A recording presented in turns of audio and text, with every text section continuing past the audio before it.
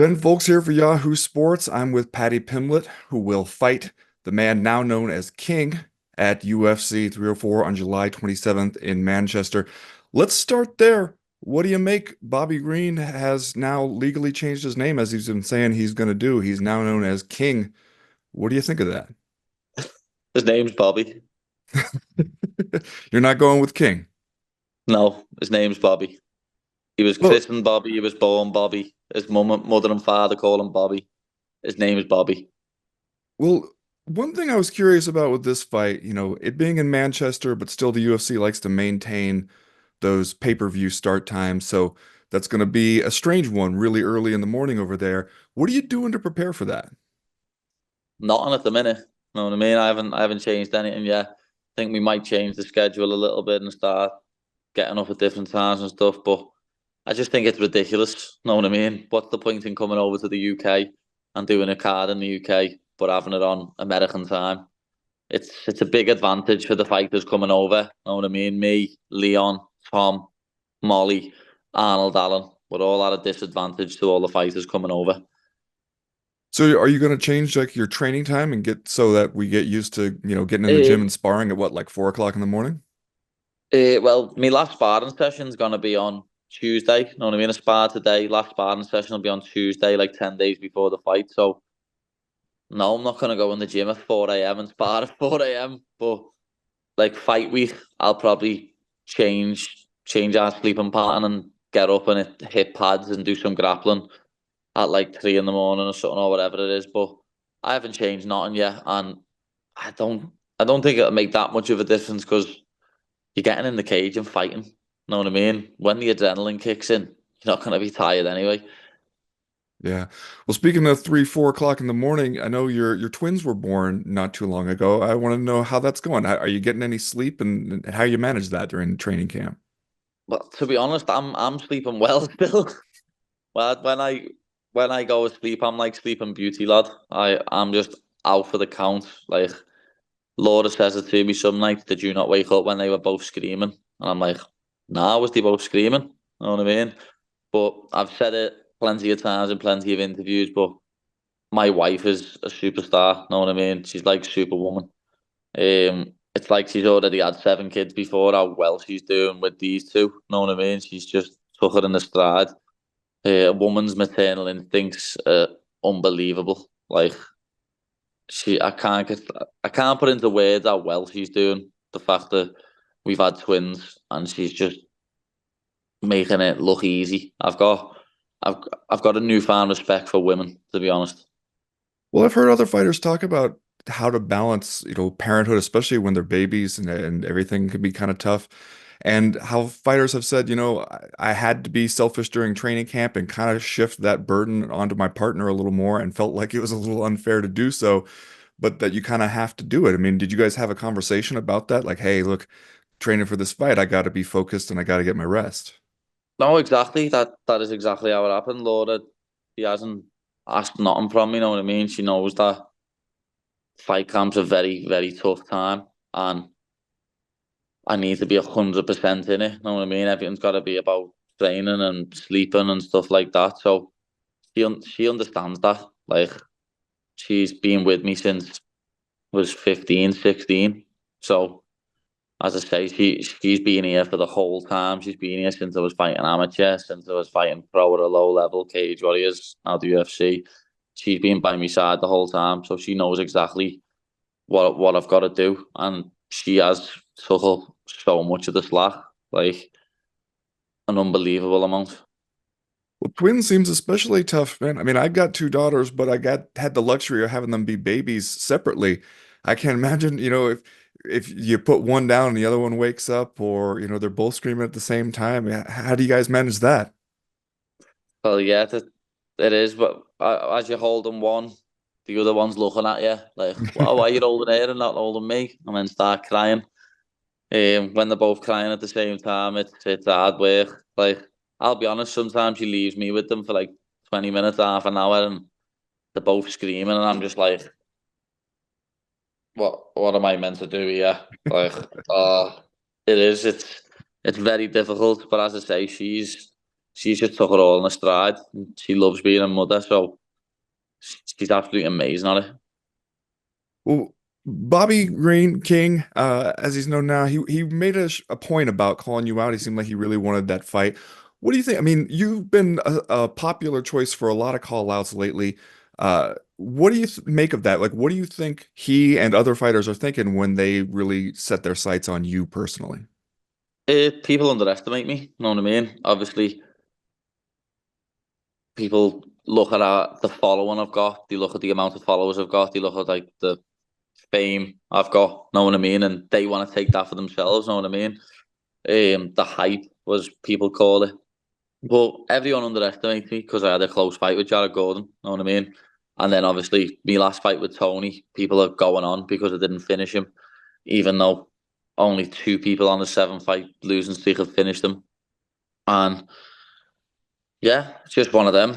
Like, I think people underestimate me. People think that I'm not as good as I am. So it's nice to prove people wrong and shut people up. Bobby's been fantasizing about me for years, to be honest. Bobby was videoing me on Instagram Live about 2.5 years ago, sitting 2 rows behind me, videoing me, saying stuff about me when all people were in the comments saying, what are you sitting there for? Go and say something to him then. Go and say something to him then. So Bobby's been having wet dreams about me for 2.5 years. Well, that Jared Gordon fight especially, it seemed like coming out of that one, maybe people thought like, okay, this guy's got some deficiency in the striking department. I can capitalize on that, and that's obviously Bobby Green's specialty. So, what have you done since then I mean, obviously you got to be aware that that's what people are thinking. Do you think that they're wrong, or did you come out of that fight going, I do need to address some of this? No, obviously that fight was a lot closer than I thought it was after it. I went and watched the fight back, and that was a very close fight. It could have went either way. You know what I mean? It really could have. It still does. It still annoys me a lot that people call it a robbery when it's far from it. You know what I mean? Jared Gordon's last fight against Nasrat was a robbery. You know what I mean? Jared should have won that fight. But I think also Jared's very underrated. Jared is very underrated. He's a spoiler. Jared was piecing Bobby Green up until Bobby Green decided to fly and headbutt him.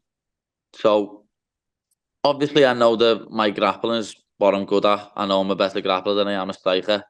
But every fight camp and every month I'm in the gym training, my striking gets better every single session. You know what I mean? So I'm looking forward to coming out there and piecing Bobby up a little bit on the feet, where people think it's just gonna be a walk in the park for him.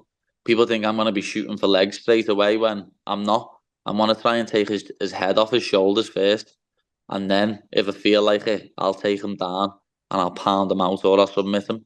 But as I say, I'm gonna come out and try and knock him out first. Well, he likes to talk to people during fights. He's kind of constantly going.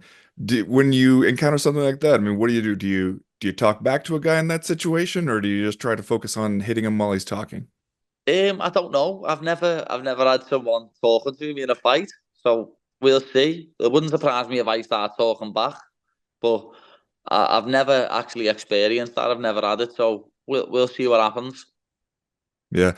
Well, people make a lot sometimes of your weight in between camps that, we know you like to eat, you like to enjoy some food you can't have in training camp when you're in between fights.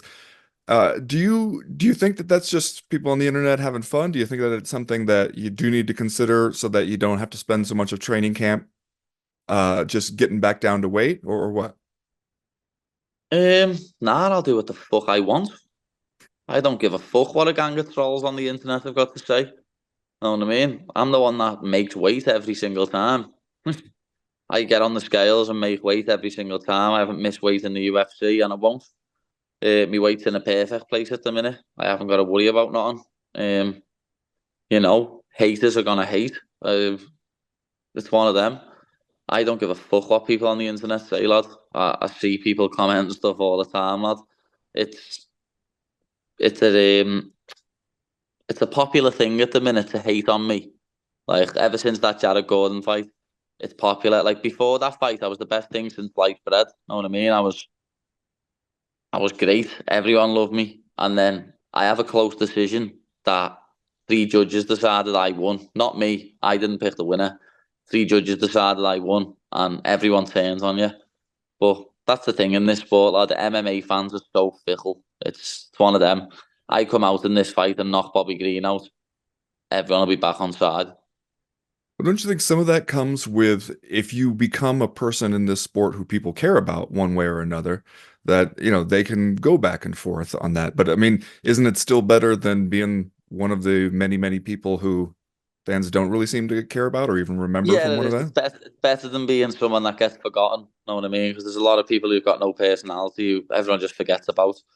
Uh, I always say it, whether you like me or you hate me, you're gonna tune in to watch me fight. Know what I mean? I always see people commenting things like, "Oh, who even cares about him?" Well, you care about me because you're commenting on my posts, so you obviously care about me.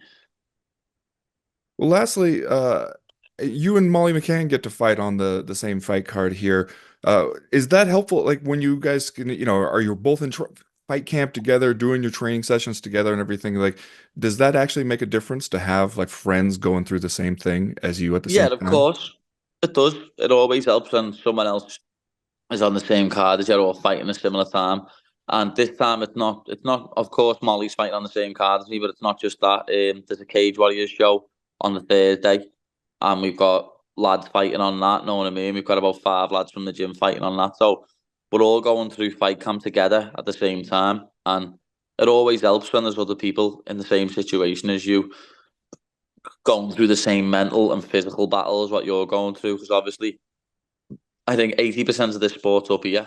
Know what I mean? If you don't have it down mentally, then you're never going to get anywhere in this sport. You've got to be confident and believe in yourself. But there's a load of us in the gym, as I say, fighting the same. Like they fight Thursday, we fight Saturday, and we're all bringing our weight down at the same time. We're all sparring and tapering our training down all at the same time, discussing things, what we're doing. Know what I mean? So it always helps. Yeah. Well, awesome. Well, I won't take up any more of your time, Patty. We appreciate you taking a few minutes and talking with us. Thanks and have a good one. You know that, fella. Thank you very much. I appreciate that.